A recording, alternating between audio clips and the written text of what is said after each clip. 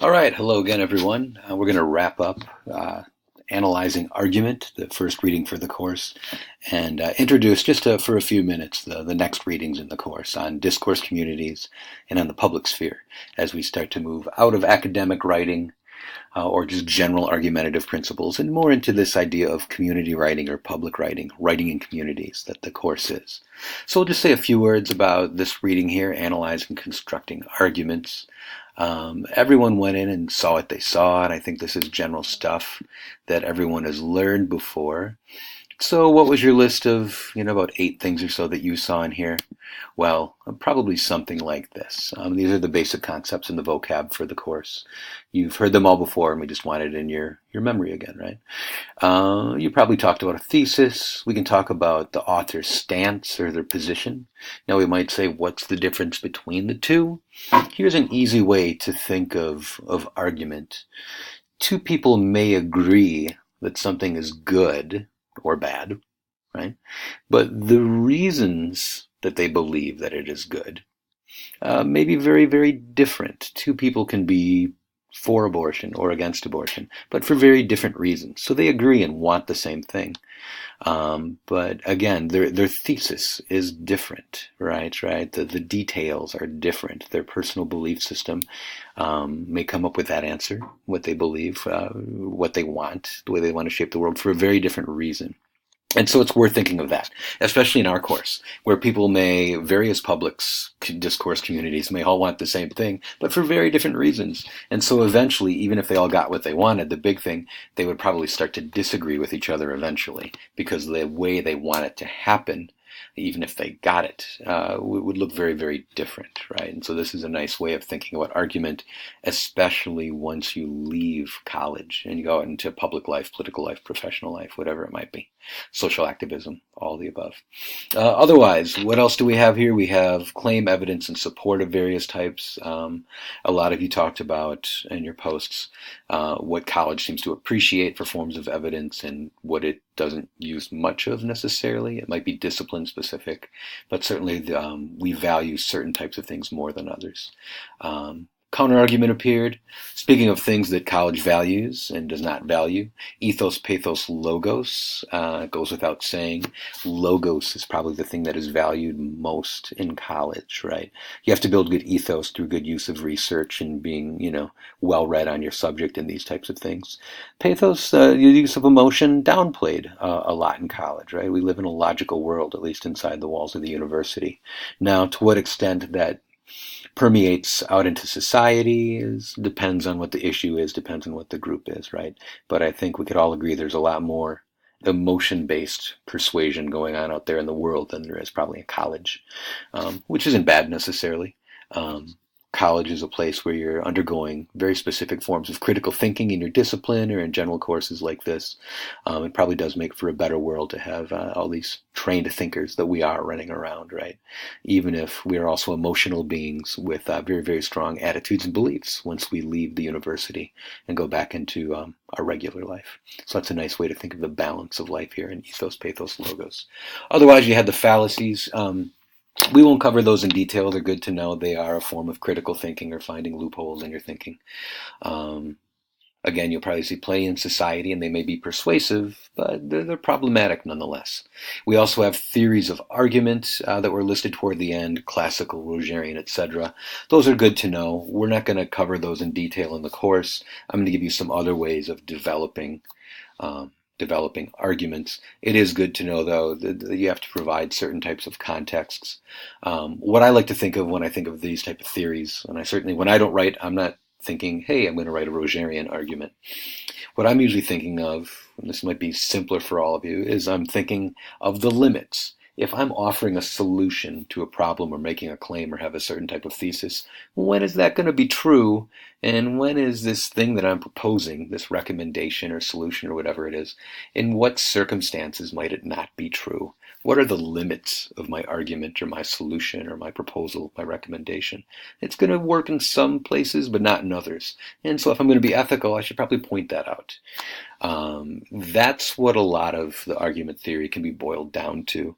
If you want to think about a very, very useful thing that will inform your writing, right, and will inform your thinking as well, and make you very ethical in the meantime. What are the limits of my proposal, my solution, my thesis, right? You can build those in, and that's not a bad thing. It's not a weakness. It's actually an intellectual strength to know what the limits of your argument are, where it can help solve the world's problems, and where it might come up short and other solutions might be needed from other people.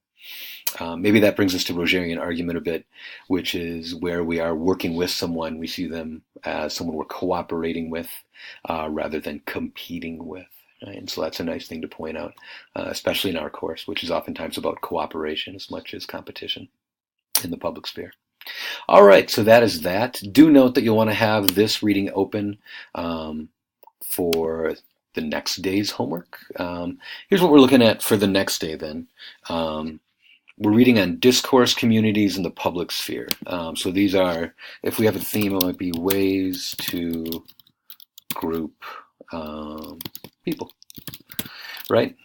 Based upon their values, their beliefs, their motivations, these types of things. So the first thing I'd like you to read is just the Wikipedia page. It's simple and short, but has some nice examples of discourse communities. Then you're going to read a little more in-depth article on it.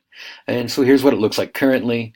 As this video ages a bit, it might look a little bit different. But right now, what it has going on is pretty good. It's got some good examples of what discourse communities are. It's going to have some basic definitions, the things that define this theory. And it is a theory of how people are similar, share goals in some ways. We are all members of different discourse communities. We're not a member of just one. We're a member of who knows how many discourse communities. We really don't know until we're in that environment, right? If you're religious and you go to church on Sundays, well, when you're there, you have some fairly specific values and goals and a sense of membership with the other people there. And you might not even see them the rest of the week, right? Yet while you're there, you are all part of a discourse community, doing a very specific set of things with your communication and all of the emotions and thoughts and motivations and values, etc., behind this. And so during the rest of the week, you are, again, a member of who knows how many discourse communities. Hard to say. So just know that it's plural right there. You are many. People are many. But they do have some nice examples here, too. What else do we see in here? There's going to be some more theoretical background that you don't need to know. Here are 6 things that will pop up again in the article, so note those. Will be explained much more in Swale's article that we'll read. And then you have here a lot more theory. Take away what you can here. That's, more high-level stuff. I'm not so worried about that in this course. Rather, I just want you to be able to use these basic ideas to evaluate things. There's a little map going on down here. You can read through that. That would be good. How does this connect to culture? That's an interesting question that will be answered here. And by the time you do that, spend a few minutes with it, I think you'll have a nice warm-up to discourse communities, which means then that you can move on to this reading. John Swales, who's the grandfather, the progenitor, if you will, of discourse communities, decided, okay, this seems to be what these things are. He's a linguist and spent a lot of time researching, what seems to bind people together, especially in their communication and their motivation and values. And so what you've got here in the first 2 pages is a nice warm-up. It's not by Swales. This is from a book, obviously, and a collection. And they're just talking about what Swales is doing in this article. And so read these things, especially the second page. Will really kind of contextualize what this is for our class and our goals and everything I've taught you so far, just in these opening videos. Once you do that, then you'll get to actually the article, which begins right here. Now, you can read through this. It's very, very much an expert level article in the beginning. You can read through this if you'd like. However, where this really starts to become important for our goals in the course will probably be somewhere right around here, which is still a bit jargony, and where we get somewhere, if we're going to add anything beyond the Wikipedia article, is right here. And this is 2.3, a conceptualization of discourse community. Here's that list of 6 things a discourse community is. You remember in Wikipedia, you basically just had this first line. You've got a thick description of it now here, and that's what I want you to be familiar with. Okay, so you can go through and you'll find all 6 there. These are the things that you're going to wind up using in your post, which I'll let you take a look at. But essentially what I'm going to ask you to do, if I can find it here, is go back to Analyzing Argument, the first day's reading, go to page 394 and 95, and you've got a little thing you can analyze that has to do with diabetes and fast food. And you can analyze this through the 6 tenets of a discourse community, these 6 things that we see here. And I'd like you to talk about that little passage according to these 6 things and what you think the discourse community is on page 394, 395 of Analyzing Arguments here. I won't scroll through there. I'll let you find it. But so that's what we're doing. That's the beginning of your post. After you've done that, then we're kind of done with discourse communities for today anyway. It's going to come back around for the rest of the course. So that's the discourse community section. You do have one more thing I'd like you to do, and that is we're just going to read the Wikipedia page on the public sphere, and that'll help you complete your post as well. You've got a few questions there. And so currently it looks like this because it's Wikipedia. It will change over time. But if you're wondering why Wikipedia, well, several reasons. A, it's a great place to go because it discusses high-level concepts, oftentimes in a fairly easy-to-read manner. That's important, much easier to understand theory if it's put in everyday terms. It changes over time, and it's a great sample of a discourse community or a public for our class. It's a group of interested people with similar motivations and values. They want to get really, really good information onto the internet for free. Wikipedia is a perfect example of a discourse community, right? So the public sphere, basically what I'm asking you to do here is, okay, once you read through here, the idea of the public sphere, how does that press beyond what a discourse community is, okay?